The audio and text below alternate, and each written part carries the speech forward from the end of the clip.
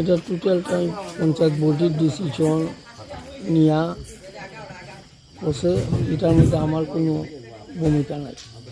কতটা গাছ কাটা হয়েছে?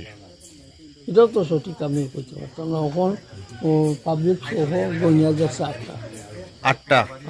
আপনার উপস্থিতিতে গাছগুলা কেটে নেওয়া হচ্ছে, আপনি কি মনে করেননি যে এটা সংশ্লিষ্ট দপ্তরকে জানানো উচিত?